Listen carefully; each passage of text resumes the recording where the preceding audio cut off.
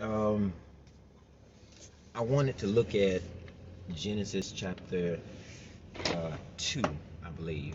Um, I'm gonna title this. I call it, um, "Lord, teach me how to love me."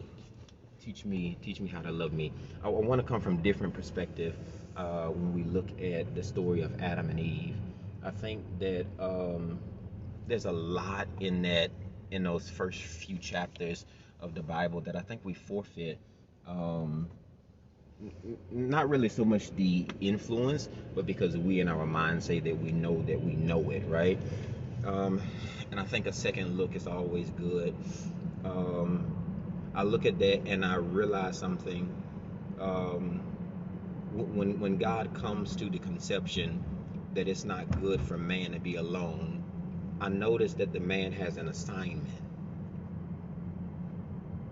The assignment that the man has over his life. Um, I pray for y'all fathers out there if he's bald, because it's a rough time for us out here. Um, I notice the assignment over the man's life is this. It's that he's supposed to name animals, right? Here's the problem. He says, but the man has nobody to help him. It says, but for Adam, there was no one found to help him. I, I wanna I wanna issue, Warren, and explore possibility that your first assignment before naming anything is to be able to realize that you're only called to love you. You gotta know that self-love has to be the greatest love, because if you don't see value in you gotta believe that animals will get next to you. I'm not gonna cap off on that today. I just need you to know that we're not taking it off. We're not putting it on. We're not gonna be around it. We ain't even gonna play with it. I know that my value in me has to be found first in, do I love me? That was the requirements for Adam. He says, here's what I'm going to do. I'm going to pair them up two by two. It says, but for Adam, there was no one found. I need you to know. I need you to know that when it comes to you, God couldn't just give you no anybody. That's why many things are born in pairs or in couples. But when it came to you, He had to create you intricately. He had to create you differently. He had to create you by yourself, but he had to create you so that you could see the value he saw in you, that you just can't be connected to just anybody. Can't hit nobody today. And I know that the value that you assert yourself to have is always cheaper than what God would, from creation, decide to pay for you. I'm only talking to anybody on the day who knows that there's value in what God calls me. And so I just can't answer to anything. There's value in the way God sees me. And so I just can't be seen with everything. There's value in the way God speaks to me. So I just can't be called with any, however, whoever, wherever the thing may be. He says, I see value in the man, but I need the man to see the value in himself. He says, it's not good. It is not good. Now, I wonder in my head, I wonder in my mind, I wonder on Instagram, on a day, what is it you look at in your life that's not good, that God has to take a second introspective after creating to see if it needs to be remotivated. That's good for me, because there's times in my life that I look at stuff that God created, and I'm trying to find out if it's created for me, or if God, I need you to redesign it. I need you to rework it. I need you to reconsider it. I need you to not pull a Job and try me to it. I need you to pull a Jeremiah and be the potter in the clay and remold it. I need you to remake it. It says that God had to relook at it. Right? He had to look at it. Wait. I know I said everything was good, but this isn't. He said, it is not good. I'm wondering on today. So you got to understand the value of words. I don't think the Bible just gives us a seat on so I can feel what the seat feels like. It's crazy out here this morning. It says, I want you to understand the value of words, because the Bible just doesn't say anything, and God just doesn't waste words. So if he gives it, then there must be some significance in it. It says, I found value in it, but it is not good. What are we talking about? Today I'm talking about the it that's not good. Now, it couldn't be the man, because God created the man by his hand. No, we're not talking about the man. What are we talking about? That God made, but didn't, I guess, singularly say it was good, that he comes back and said it is not good. I want you to know, from the beginning until the end of creation, the only thing God had a problem with was the man. Catch me now. The problem he had with the man was that the man wasn't Adam, the man was his image. You know, it says that in the image of God created he him, right? And in the image of him created he them, male and female. That's Genesis chapter 1, somewhere around 20. Read that. Now, I know there's different connotation here, and I'm pulling a lot, but I've done study, and I feel like there is a man that is not mentioned in Scripture, but is supported by your anatomy. Now, I'm saying that because everything that is you can't be the image of God, because he was a spirit. And to understand that God had no form but took form so that you could have his form leaves possibility on the text. And if it's possible, then I know that it is acquirable. If it is acquirable, then it means I can touch it. But in order for me to be able to touch it, he had to be whole in it. And I'm talking to somebody who was broken from some past stuff, to say that you could never heal from it, but God became whole in it so you can get up from it. You don't have to die to it. You ain't got to be tried about it. You ain't even got to be played in it, doubting yourself to it. You got to know that God became whole man so that you wouldn't have to have any man confirm for you. He said, my image didn't exist, so I created it to make man in it, but it is not good. So I ain't got no problem with man. Catch me now. I ain't got no problem with man. This is what I got a problem with. How the man looks at me but can't see me.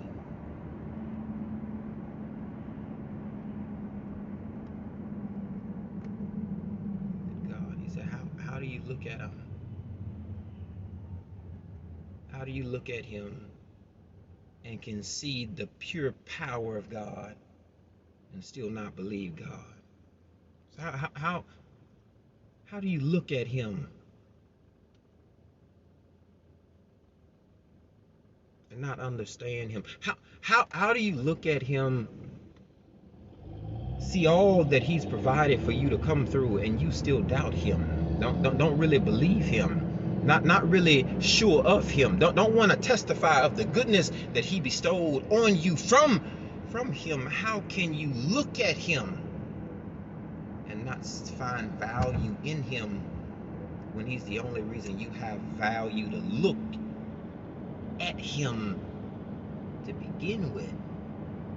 No, I'm not talking about going out searching a mountain finding God. I'm not talking about spending 30 years in travail on your knees praying, trying to get the Spirit to show up in person. I'm not talking about anything that is far-fetched. I'm talking about the image of the man. Not the man that God made his image of. The man that the image made itself of Adam said it's not good that man should be alone. You ever felt like that? You ever felt like everything that was on me was too heavy for me, but it had to be on me, so I couldn't invite anybody else to help me? I should just be alone. You ever try to relate to people who could be looking right at you and not see you? Who you could share your entire heart with, your entire story. You could share everything you've ever been through, and they hear you. You don't have a heart for what you just shared with them, hoping that they would hear you. In understanding and connotation, in no real depiction. I'm not pulling from the verse. They really say, I hear you, but the hell with you. Says that's not good. That's what God said. The man should be alone. I'm pulling for the day to tell you sometimes you ought to be left alone. I know that some people don't really value the gift that you are, and God said that ain't good. Leave him alone. It ain't good that he keep playing you the way that he is. Leave her alone. It ain't good that folk look at you and still undervalue you. Leave my child alone. That's what he said. He says Adam is mine because he was made by my hand. I need you to know that's my right hand man, because I made him in my image. When there wasn't even one I saw worthy in him to create one of me and then make him. And you got to understand that you're not only fearfully and wonderfully, but you are godly made. You made to serve purposes on higher mountains. Don't keep stepping on you, and don't allow people to step next to you who see no value in you other than being next to you. He says, this is what I want you to do. I need you to see value in you. Your first assignment, man, is to make Adam.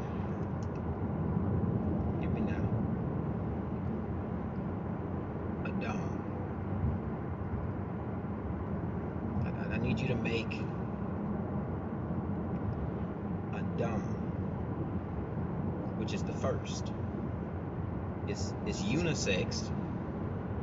It's not hermaphrodite. It is multifaceted. It's all God but all man. It's able to birth and then bear. It's able to grow but then to tear. It's able to give but then to take. It's all God but it's all man. He says, I want you to Adam. I need you to know that the assignment God put over your life is not that you be last, but you can do both better than them and still look as good as them and still be as purposed as them and still be as saved as you are. You ain't gotta stoop to the level of immaturity to get next to them. Let God handle those kinds of things. I need you to focus on Adam things that cause you to be higher level of thinking, higher level of stepping, higher level of elevation. I need you to Adam. That means you gotta be not only first in your step but first in your mind. You gotta be first not only in your requirements to them but first in your treatment to yourself. You gotta be first not only to come through the door, but you gotta be first to walk out of it too. To tell I had enough, but y'all ain't gonna be playing on my I require you to pay me more. You ain't just gonna be talking to me. I know you may have it mistaken. Let me walk back out and walk back in. You gotta be Adam in this season. You gotta be, I know my status, I know my statue, I know my place, and I know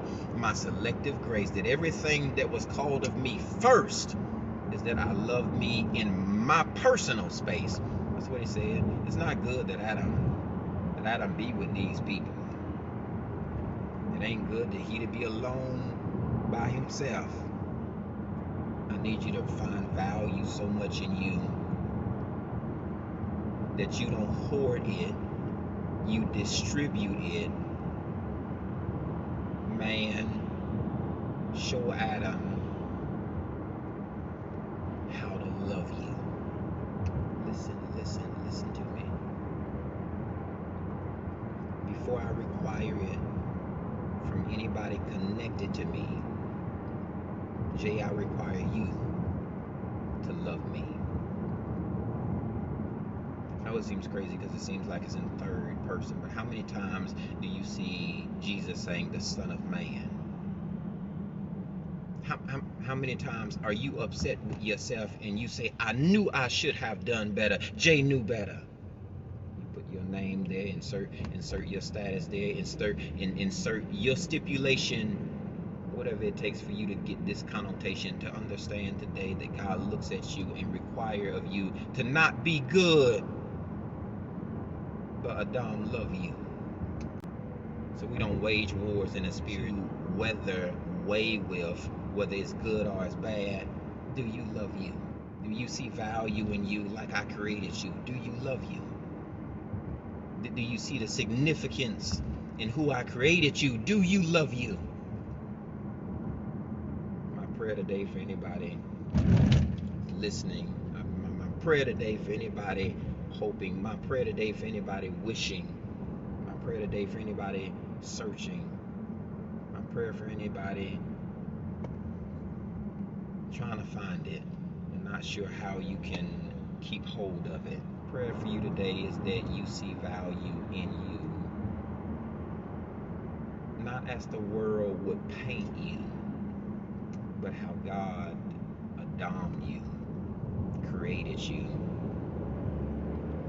determined for you, that you wouldn't be tripping over it, but you would be more than confirmed about it, that He valued you. That's why He made you. Please never doubt you.